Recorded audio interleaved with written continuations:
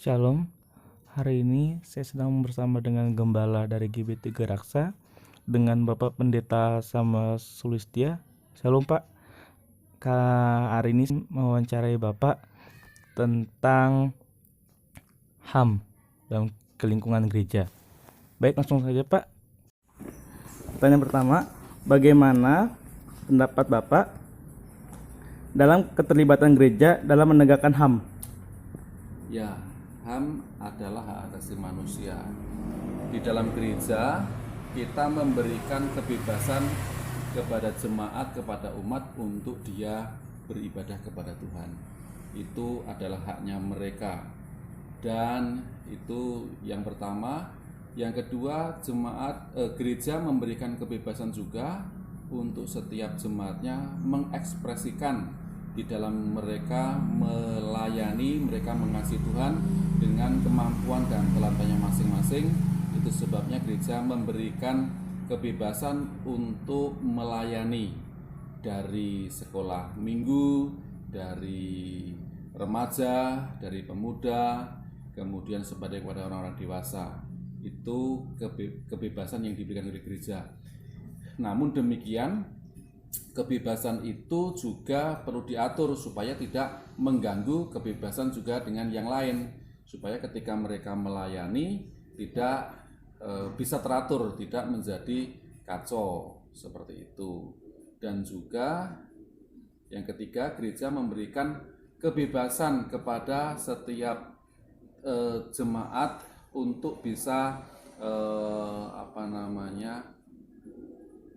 masuk di dalam sekolah yang lebih lanjut, terutama di dalam sekolah teologi.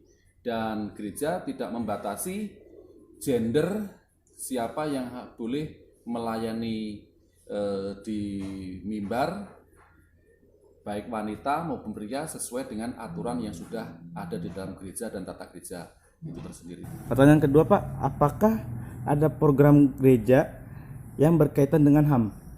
Ya, ada.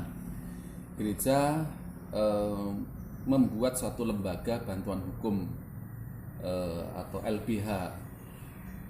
Di wadah kita GBI, kita ada namanya LBH GBI. Mereka memberikan bantuan hukum bagi warga gereja, jemaat, atau bahkan hamba Tuhan, pendetanya yang mengalami masalah hukum. Contoh juga kalau misalkan ada jemaat sedang mengalami kekerasan atau pelecehan, itu bisa meminta bantuan dari LBH ini. Dan kalau juga ada gereja yang sedang mengalami diresolusi atau diganggu oleh lingkungan, ditutup seperti itu, maka LBH menjembatani, membantu supaya bisa dapat melaksanakannya, dapat menyelesaikannya dengan baik. Ya. Pertanyaan nomor 3 Pak, bagaimana pendapat Bapak tentang saudara-saudara kita yang tidak bisa mengikuti ibadah? Kenapa? Karena diusik atau karena mungkin diganggu. Terus Ya. bagaimana Pak? Yang pertama, ikut prihatin sehingga mereka tidak bisa menjalankan ibadah dengan baik. Yang kedua, kita turut mendoakan supaya mereka cepat bisa beribadah dan supaya ada kemurahan Tuhan. Yang ketiga, menyarankan supaya gereja tersebut bisa menjadi terang dan garam dunia. Siapa tahu ternyata gereja tersebut tidak membangun hubungan dengan masyarakat terlebih dahulu. Jadi gereja tidak bisa eksklusif, gereja harus terbuka. Gereja kan menjadi terang dan garam dan terang dunia. Itu sebabnya gereja juga harus membangun hubungan dengan masyarakat. Tidak bisa gereja itu tertutup, justru gereja harus terbuka supaya bisa diterima oleh masyarakat. Karena keberadaan gereja itu harus menjadi terang dan garam dunia.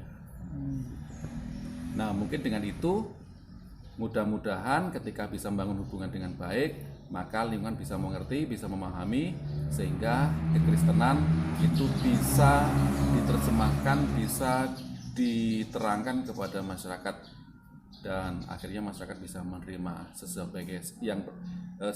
sebagai anak bangsa, dan kita bisa menjalankan karena ibadah kan dijamin oleh Undang-Undang Dasar 45.